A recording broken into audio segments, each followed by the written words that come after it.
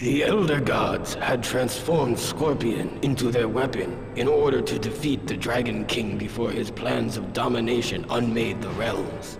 With his enhanced abilities, he tirelessly tracked Onaga through the realms until finally he cornered him in the Nexus. The Dragon King had many allies, but they were of no consequence.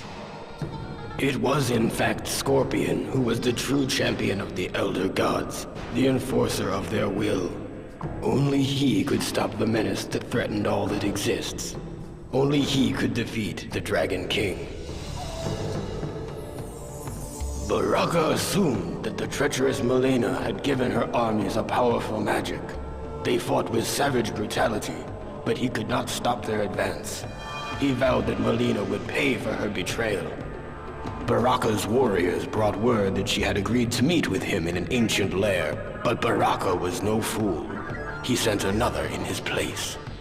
Baraka's scouts reported that the Earthrealm warrior Sub-Zero was near.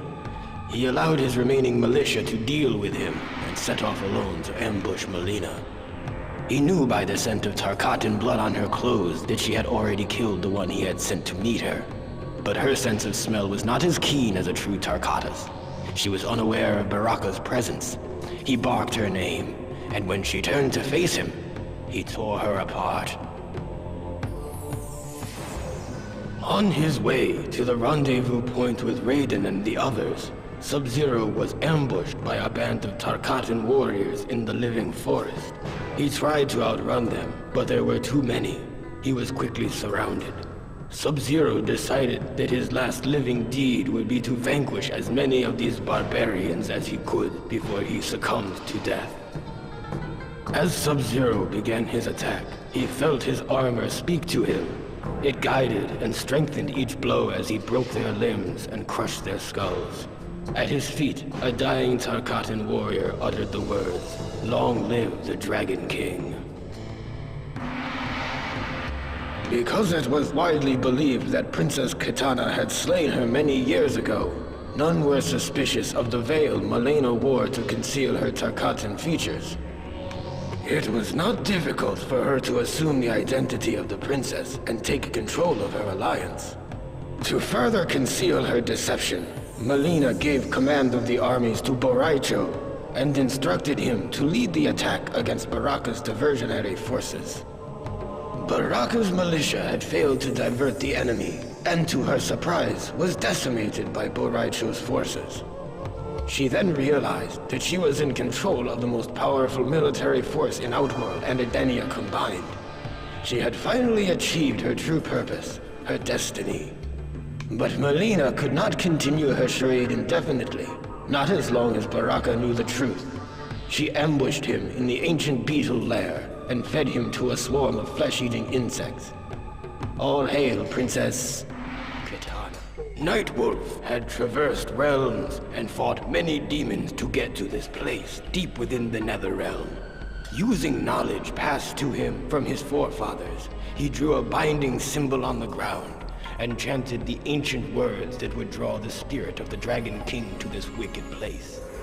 Nightwolf had carried the burden long enough. He released the sins of his people into the mystic symbol, and their weight bound Onaga to the Netherrealm. Free of the corruption he had harbored for so long, Nightwolf was expelled from the depths of the Netherrealm and into the unknown. In an outer chamber of the Dragon King's throne room, Ermac did battle with Liu Kang's enslaved comrades. Ermac was more than a match for the five warriors, but their defeat was not his objective.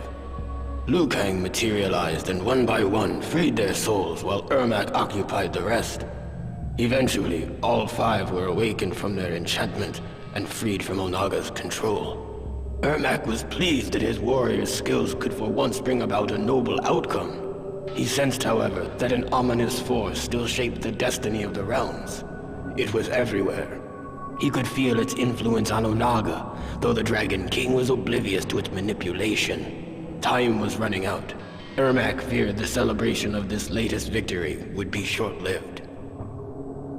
Noob Saibot was not originally a demon, which might explain why Ashra sensed such great evil in him. He had to earn his place in the Netherrealm. He actually desired to remain there. His companion, however, seemed to be having a problem adjusting. Perhaps there was some good left in the cyborg. Whatever the case, Noob would have to face Ashra alone. Ashra defeated Noob Saibot and finally earned her ascension from the Netherrealm. But the sword that made her escape possible did not travel with her. I suspect it still remains in the Netherrealm, waiting to release another of its denizens from damnation.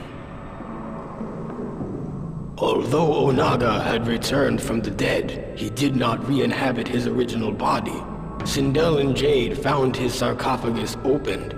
His body remained, but the armor was missing. Strangely, the hieroglyphics in his tomb were similar to an ancient Edenian language. She discovered an incantation inscribed by Onaga's holy men that was intended to transport his soul back into its original body. As she was memorizing the spell, Onaga emerged from the shadows. Onaga could have defeated both Jade and Sindel, but instead he took sadistic pleasure in unleashing Katana against them. He was a fool. Jade held off Katana while Sindel thrust her Kwandao into the heart of the corpse. As she screamed the ancient incantation, Onaga's soul leapt from Reptile's body into its intended vessel. The corpse came to life and cried in agony as the Kwandao prevented its heart from reforming. Sindel held the blade firmly in place as Onaga returned to the cold sleep of death. With the Dragon King defeated, the realms were safe, and Sindel's daughter Katana was free from his spell. May Edenia know peace once more. An alliance had been formed of warriors from vastly different origins, but with a similar goal: to defeat Onaga. Li Mei marched uneasily into battle against the Dragon King. The closer she got to him, the more she came to understand which side was truly deserving of victory. Li Mei turned on her former allies and gave her emperor the time he needed to finish merging the Kamidogu. The Dragon King was now all-powerful. He had the means to control the universe, to make and unmake as he saw fit. Li Mei watched in delight as the Elder Gods fled before his might. Onaga then transformed her into his queen, to be forever at his side. He had given her power beyond anything she ever imagined. Together, they will rule the One Realm and slay the last of the Elder Gods. Onaga seemed invincible. The races of Outworld were in disagreement over how to deal with this threat, and Baraka's hordes were sweeping the land. Boraicho had almost given up hope when he was visited by the spirit of his greatest student, Liu Kang. Their roles now reversed. Liu Kang gave Boraicho the inspiration necessary to continue the fight. Boraicho's soul was invigorated. He met with Outworld's many leaders to forge a temporary truce. Kitana gave him command of what remained of her army, and he led them to battle against Baraka's mutant foot soldiers. The new army of Outworld crushed the Tarkata vermin, and Baraka himself was bested by Boraicho's attack. The victory inspired the people of Outworld to rise up against the Dragon King. In the wilds of Outworld, Hotaru captured the renegade Earthrealm warrior Sub-Zero and brought him before the Dragon King. Onaga's judgment of Sub-Zero was swift, and Hotaru was given the task of carrying out his punishment: death. His fate served as a reminder to all who would challenge the authority of the Dragon King. As Sub-Zero and Kenshi trekked across Outworld, they strove to keep themselves hidden, only traveling at night. But as they neared the portal to Earthrealm, the Dragon King Zealot Hotaru attacked with a blast of glowing energy that temporarily blinded Sub-Zero. Kenshi's sense of sight is of a spiritual nature. Thus he was unaffected by the intense flash of Hotaru's projectile attack. In the dark, Kenshi had the advantage. Hotaru did not see his approach. Unaware, he strode in to kill Sub-Zero. It was the last mistake he would ever make. The others had defeated the Dragon King, but left his broken body unattended on the floor of his throne room. Not long ago, a similar fate had befallen his former advisor, Shao Kahn. Havoc ripped the still warm heart from the carcass and consumed it, thus absorbing Onaga's power to reanimate the dead.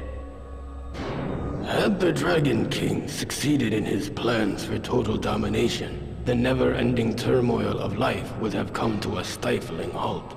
Those who defeated him believed that the realms were at rest once more, but Havoc vowed to restore the chaos that once ravaged Outworld. Shao Kahn would rule again. In Edenia, Tanya had located the ancient texts that described the process by which to fuse the Kamidogu into one. With this information, Onaga was able to create the One Kamidogu, a tool of unspeakable power. As the Dragon King was distracted, reveling in his victory, Tanya seized the opportunity to snatch the Kamidogu from him, thereby obtaining godlike power. She destroyed the Dragon King and became ultimate overlord of the realms. Liu Kang's friends had been freed, Onaga had been defeated, and the realms were secure once more.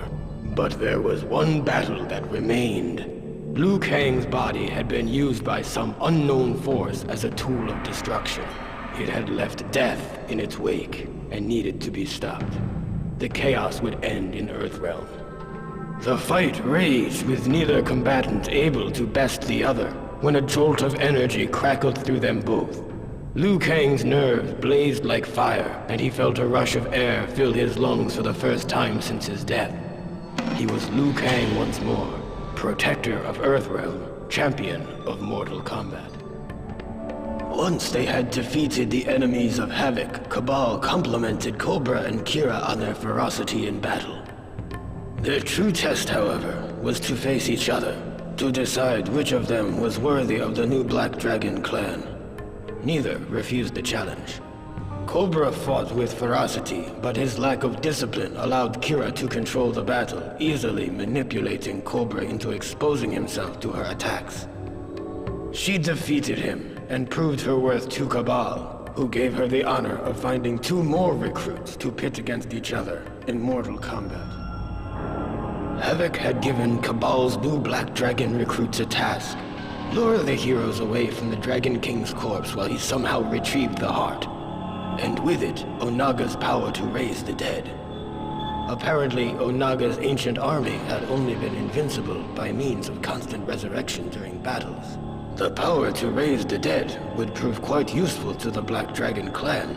Cabal slew Havoc and took the Dragon King's heart for himself. Havoc was most impressed. Cabal brought his new recruits to Outworld, where a siege was underway against the Dragon King. Cobra grew impatient. He wanted to join the fray, but Cabal held him back. They were not to attack until the heroes had won. Once the Dragon King had been defeated, Cabal gave the order to strike the victors. The new Black Dragon tore through their ranks and left no survivors. Cobra came to realize that he was going to like being a Black Dragon. The traitor Tanya had given the Dragon King the information he needed to finish merging the Kamidogu. But before he conquered all the realms, Jade would see Tanya dead. Jade had allowed Baraka's soldiers to capture her, feigning defeat in battle. As Tanya approached her prisoner, Jade waited for the right moment, and threw a glass orb filled with concentrated Sarkata essence at her. The glass broke, splashing its contents across Tanya's body. Baraka and his vile savages worked themselves into an uncontrolled frenzy. They perceived Tanya to be a rival male and instinctively attacked.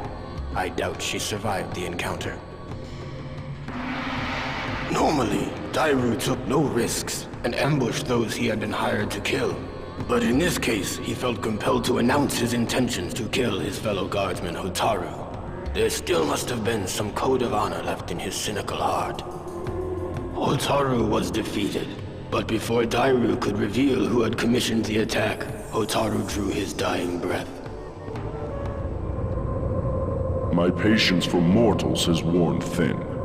If I am to protect Earthrealm, I must punish those who would threaten it. The fool Shujinko had let himself be deceived into believing that he worked for a greater good. He was in fact an unknowing tool of a greater evil, one that had almost caused the destruction of Earthrealm.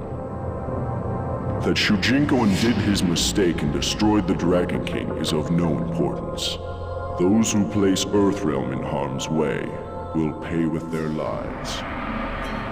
The mercenary Dairu had succeeded in stealing the Declaration of Order and was paid many coins for his efforts. After Darius hid the document, he announced its capture to the world and heralded a new beginning for the realm of Sado. As Darius had predicted, officials were outraged that the Resistance had stolen the most prized possession of the Seidan government. Hotaru was ordered to lead the charge against them. He underestimated their numbers, however, and the Resistance defeated him and his men. The Senate would soon be in the hands of the revolutionaries. So that I would be able to defend myself during the quest to find the Kamidogu, Onaga had given me the power to absorb the fighting ability of any warrior I encountered, but his gift would prove to be his undoing. The warriors in Outworld were in disarray. Heroes were not focused on the true threat of Onaga, and villains were unaware that they were bringing about their own destruction by serving him. I united them, and in one moment absorbed their combined fighting power. I shattered each of the Kamidogu, the source of his invulnerability. This weakened Onaga, and I attacked him without mercy. His mortal form was no match for a combatant infused with the powers of so many warriors. The Dragon King was finally defeated. The realms will remain as they have since the beginning. With Smoke as his template, Noob Saibot planned to return to the Netherrealm and use Smoke's nanotechnology to create an army of cyborg demons. He was unaware that they were followed by someone Noob had not seen since before he became a Wraith. Smoke instantly recognized their visitor. He was an echo of their past. He was Sub-Zero, Noob Saibot's brother. Noob Saibot was surprised to see how much stronger his brother had become. If he were still Lin Kuei, still human, he would probably have shown some degree of pride. But as Raiden had revealed during the ordeal with Shinnok's amulet, his soul had been tainted when he died at the hand of Scorpion. Noob Saibot, the original Sub-Zero, had descended into the Netherrealm free from compassion. He ordered Smoke to assist him in slaying his brother, his first act as ruler of the Netherrealm. Goro had regained control of his Shokan army and fought to cleanse Outworld of the Dragon King's Tarkatan horde. Though the Tarkata are formidable adversaries, they were no match for an army of Shokan, inspired as they were by regaining Shao Kahn's favor. Baraka's troops were quickly defeated. Goro had proven himself a powerful ally of the Emperor, but Shao Kahn had given the Shokan much in his return to power. Goro felt a gift of loyalty was in order. The Edenian military had been crushed and Kitana herself had been captured. Goro brought her before Shao Kahn and sacrificed her as an offering of fealty to the once and future Emperor of Outworld. Shao Kahn had regained his strength, and he and Goro marched boldly to the Dragon King's throne room, slaying all who stood in their way. Like an echo of their battle ages ago, Shao Kahn and Onaga fought with a fury fueled by intense hatred. Knowing the Dragon King was too powerful to defeat in mere combat, Shao Kahn blasted Onaga with his warhammer, causing him to hurtle into Goro's poisoned blades. Onaga had fallen victim to Shao Kahn's treachery once more. With Onaga defeated, Shao Kahn reclaimed Outworld once again. His army of Shokan decimated what remained of Kitana's armies and the Tarkatan horde and scattered their survivors into the unknown. A new era had begun in the realm of Outworld. Long live Emperor Shao Kahn.